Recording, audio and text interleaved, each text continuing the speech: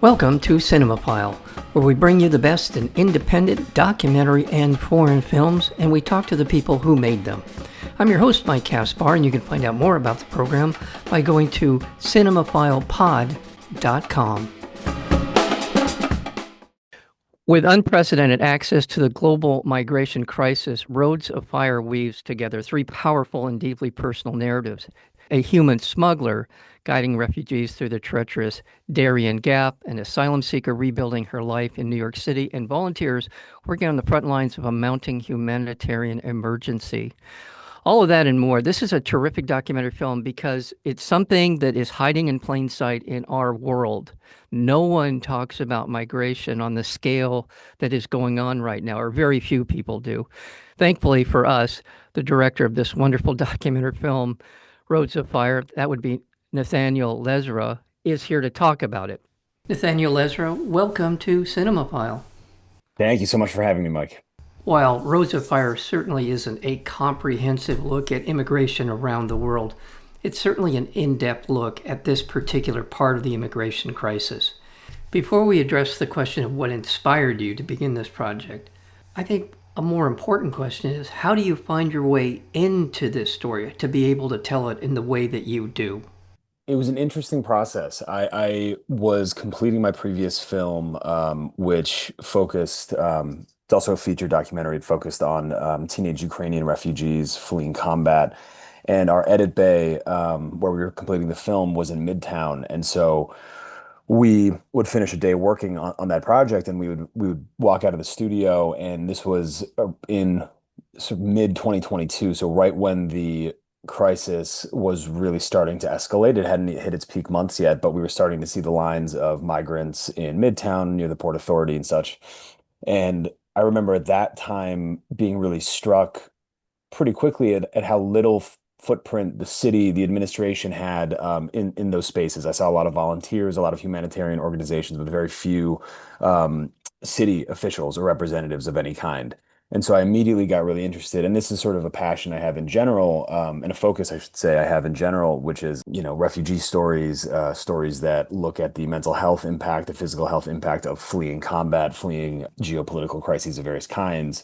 So I was interested broadly in what was happening, but very specifically, I was getting increasingly interested in these volunteers who kept on showing up and bringing food and deliveries to these people who were at this stage lining up in Midtown, basically looking for any sort of support they could get. So fast forward and a few months, and at this point, I'd started to really look at how to do a piece about this, and through just various different connections that I had in the volunteer world, I connected with Adama Ba, who is a major figure in New York City volunteer work, humanitarian work. She's the head of a company, an organization called Africana. And from this point forward, interestingly, when you see the film, it's actually a fairly chronological depiction of how I got connected to everybody. I was with Adama shooting sort of verite around her house, just getting to know her when she got a call from Evie Loves NYC, where there was this miscommunication about an influx of migrants coming to their community center. I had never been there before. I didn't know who they were, but I was with Adama. And so I track with her in real time, getting to this community center that was doubling as a refugee support center and a soup kitchen. And there I met people who would become major participants in the film, Sasha and Mahmoud, and the whole infrastructure of Evie Loves, the whole community there. And basically, you see in the film each step that I took, meeting people who would then open a new door to meeting another person, which would eventually lead me to Father Mike, who is also runs an NGO in Ridgewood, Queens, that supports migrants and refugees. And there I met Maria, who is one of our participants, and she was, I think, the major driving force behind the film. And having the door open to spending 2.5 years shooting with her, documenting her asylum case. I mean, that became obviously the heart of the film, but it wasn't until we started doing that I realized that what I was trying to do and what the film was really interested in doing was presenting the viewer with a holistic understanding of asylum from the beginning stages, ideally, of the moment of the decision to flee a country to the conclusion of an asylum case in New York City. And so with shooting with her, that was the moment that I decided that we needed to go down to Colombia and try to embed on the border with Venezuela and really try to step by step create what I call the chain of migration from the first moment to each of the steps that you take that are interlocked that eventually lead to the position that she found herself in. One of the things I have to kind of control my conversation over is, and it's talked about in the film, it's touched on certainly in the film, the idea of migration. There is that I read some quote recently, the history of migration is the history of humans. We are prone to migrate from the very beginning of our existence as humans.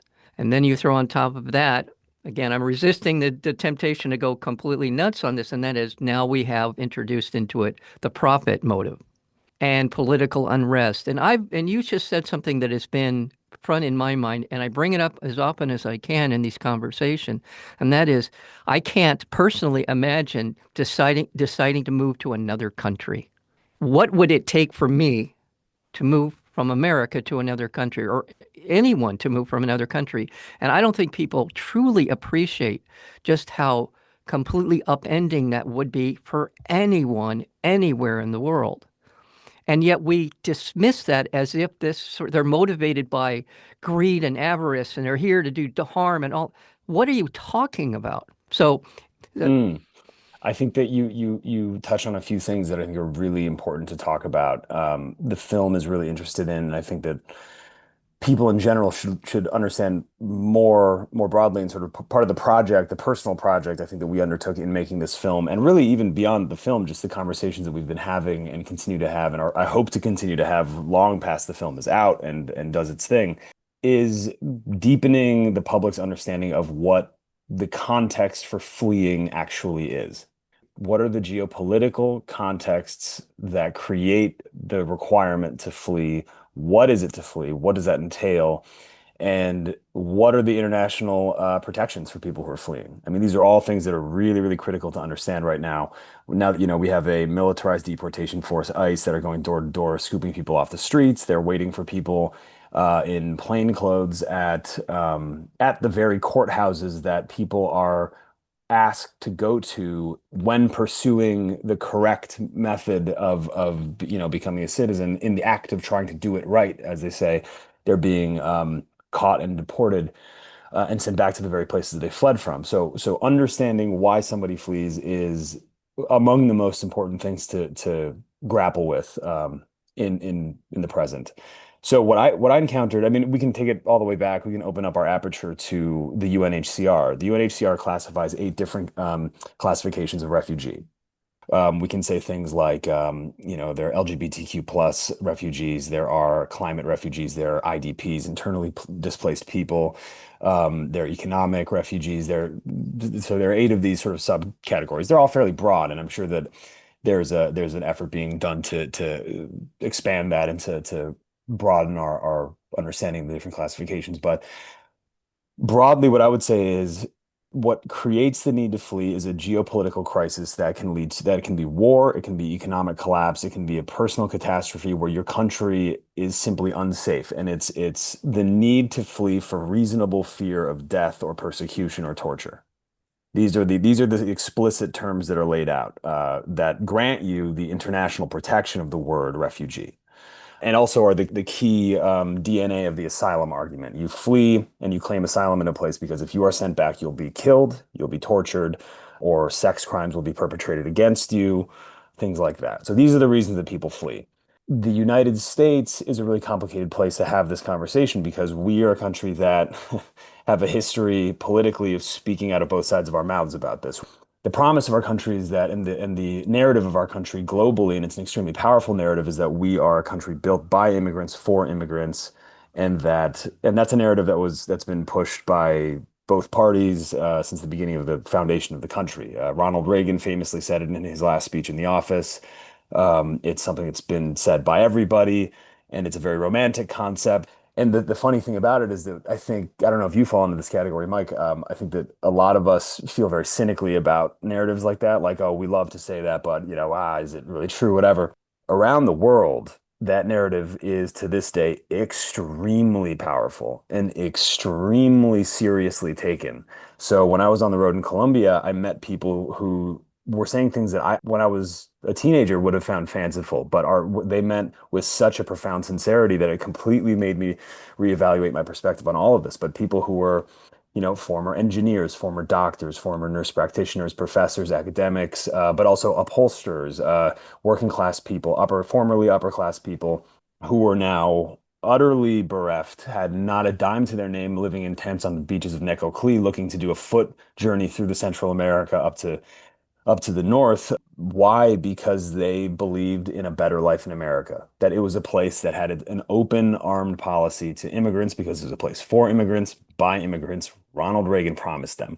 Now, in the same breath, somebody like Ronald Reagan would promise that they were also funding and supporting paramilitary right-wing death squads that created the first wave of migration out of Latin America into the United States by destabilizing the region. So our relationship to these narratives has always been incredibly complicated. And I think, just to stop rambling, to bring it back to the original question, if more people understood more intimately what it is to migrate, what it is to flee, what people are fleeing from, and the history behind specifically Latin American, but also just more broadly migration in general, I think that we would at least have a more empathetic policy framework here.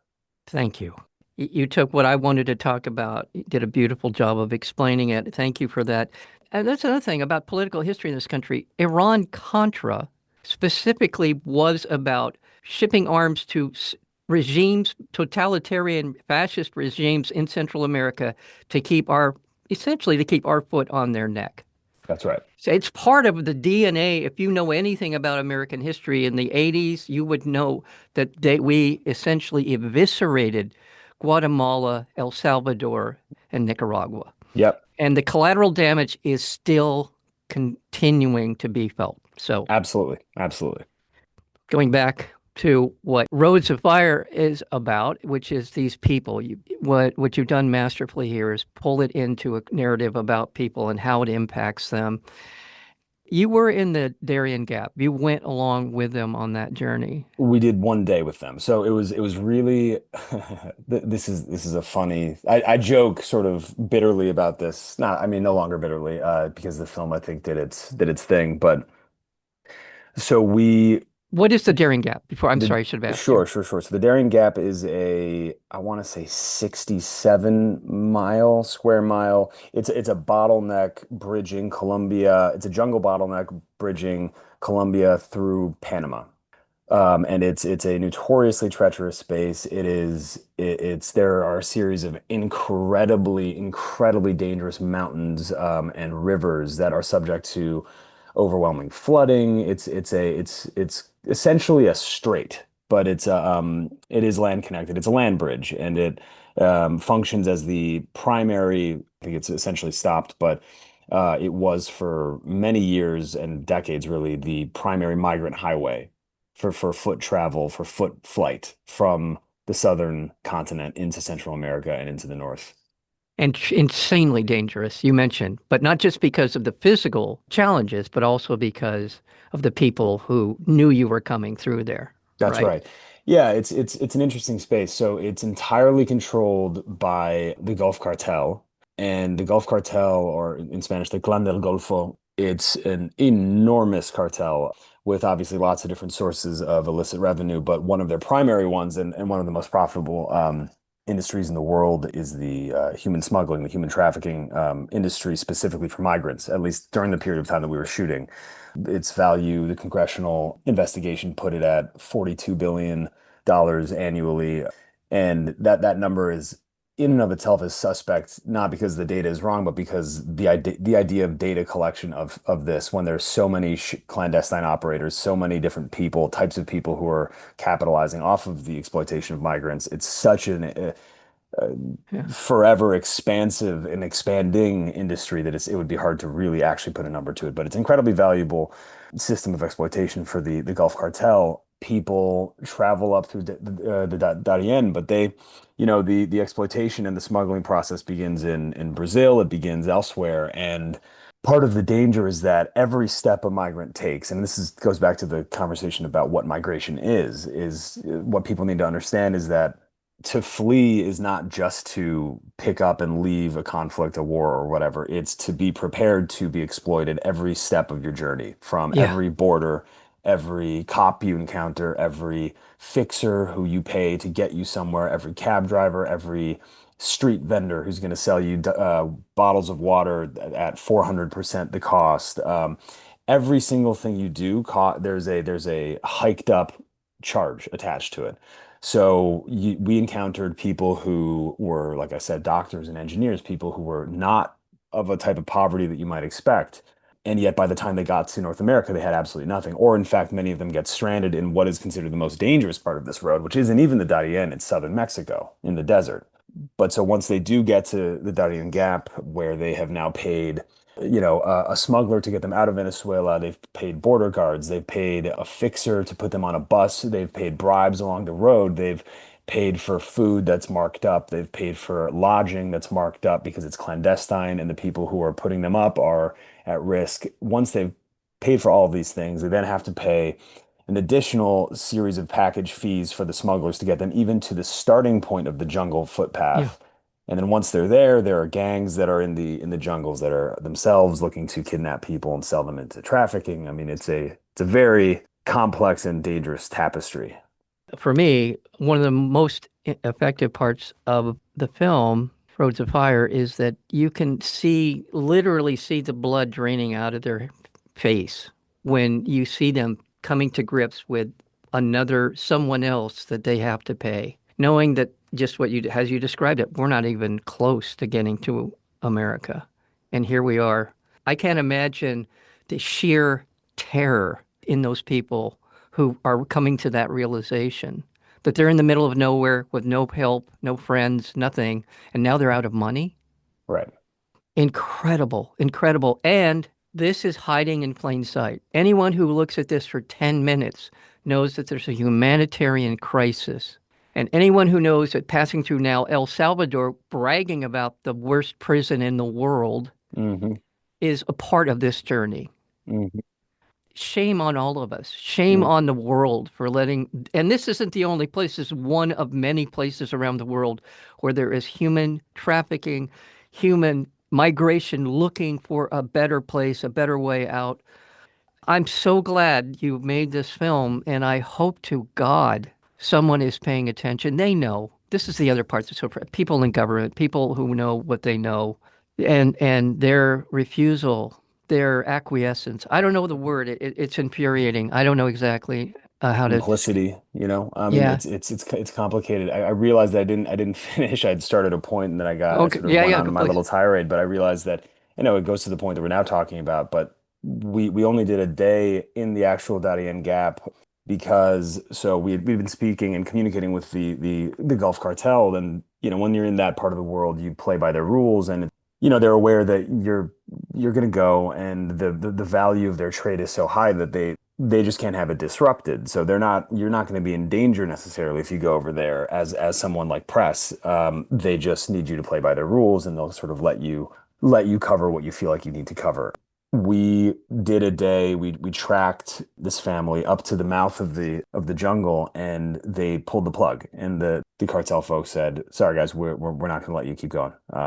This is over. The filming's over."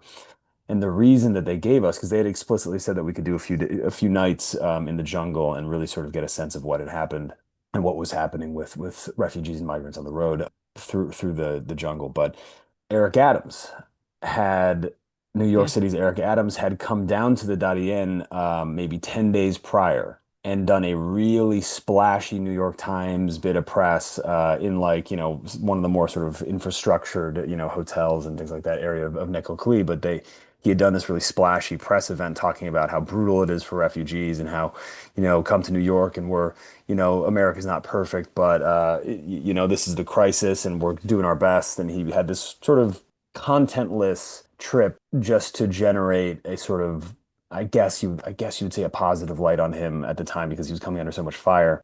But the heat and the attention that brought made the Gulf cartel say we're calling it we're calling it with press. So they barred us after we got to our first day with on the road in the Darien. But I thought it was important to say that just because it comes back to this idea of complicity and people exploiting a crisis for and in some ways participating in what that shadow industry looks like, because Eric Adams himself would go on to sign a deal with DocGo, a company that had no relationship to immigration support or refugee support in New York City. And this was a company that was a mobile COVID testing company that he had a relationship with, and they signed a 400 plus $1 million contract to provide support, quote unquote, for refugees and asylum seekers coming to New York. They never had, they barely showed up. It was an incredibly problematic deal that was made.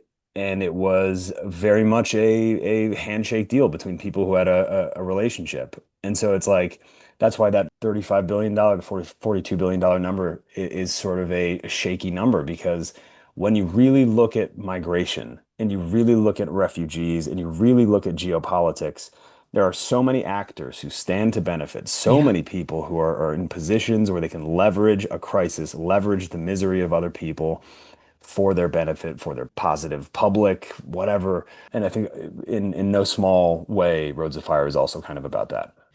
We haven't even brought into the equation these countries are essentially failed states. Maybe not in the technical sense of it, but certainly for a significant part of the population in these Central American states, they're of no service to their people. And when you go back and look at the Panama Papers, you look at how much crypto, how much dark money, dark bitcoins are rolling around in this part of the world. There's kind of a libertarian takeover of the Caribbean Mm, for these sort of city states that they're trying to create. There's a lot of really bad stuff happening around this area of the world. I'm not trying to draw all of these threads into your film, but I'm saying there is a lot of really troubling things going on. This is the underpinning of so much of what I just mentioned that is going on here. So I'm just thankful that your film is out and for people. And again, it's a very digestible, very understandable approach to this story that you've taken. And if I could shake your hand, I would from here. But I just want to make sure that you understand that I think this is increasingly with climate change, migration is going to be such an important issue. Migration, either forced migration or willing migration around the world, that I really honestly fear for some nation states' survival around the world. If you get 10 or 15 million people from Bangladesh going into wherever they go from there, you're going to collapse some of these states. And what are you left with? So I just think to me, you cannot undersell this as an issue moving forward. This is a part of that discussion. So mm. again, if you disagree or think I've left something out, or I just I think that there is room for hope in all of this. It's it's hard to sort of identify what and where that hope is, but what I would say is, when you look at some bright lights in American politics, but also around the world, there are lots and lots of people who are in organizations and international organizations, mutual aids, NGOs, and governments themselves who are starting to really grapple practically with what it is to in the situation that you just described, what it is to receive 800,000 people from Bangladesh or from Myanmar or from people on boats fleeing Syria. These North are things, Africa, Central, of Sudan, course. I have a yeah, friend yeah, in the UK who yeah. dedicated a lot of his life to supporting people on rafts who are coming from North Africa to and trying to make it to the UK. More and more groups, people, countries are becoming aware that this is not going to be going away, that there's a causal relationship between our choices in climate change and environment, but also our choices in war and in conflict. There's a causal relationship between these things, practically, socially, politically, economically, with the fallout of people coming on rafts to places, people having to go through the Darién, hundreds of thousands of millions of people. So as it happens, there are examples of people working really, really tirelessly to support them, and there are infrastructural solutions that can be found. I do fundamentally believe in that. I think that there's horrendous political gridlock. People manipulate the situation to their own advantage. They treat these people like pawns, all of these really catastrophic things. But that isn't to say that soon people will not, out of necessity, have to find a Yeah, solution. there you go. I think we have to. Yeah. Nathaniel Lezra, thank you so much for this conversation for Roads of Fire. It is, I want to make sure I get this right. It is out, oh God. We will be in Los Angeles starting the 31st. So we'll be doing 2 weeks in LA with the potential to expand, and then we're going to go national and we'll be all Okay. over the place. Okay. We'll be in Okay. the Lemley Theaters October 31st, Los Angeles. Very good. Well, I'll be the raving lunatic who approaches you after one of these screenings. So I'm looking I'll forward be to. a raving lunatic with you. It'll be Okay. beautiful. Thank you, Nathaniel Lezra, for the film Roads of Fire. Thank you so very much for your time today. Keep up the good work. I look forward to another conversation somewhere down the line. So thank you very much. Thank you so much, Mike. Appreciate it. You have been listening to Cinemaphile with Mike Kaspar, the place where you will hear from the best in independent documentary and foreign filmmakers. Please check out our previous interviews as well as upcoming interviews and special programming by going to cinemaphilepod.com. We are also available on Apple Podcasts, Spotify, and YouTube, searchable under Cinemaphile with Mike Kaspar. Until next time, thank you for listening.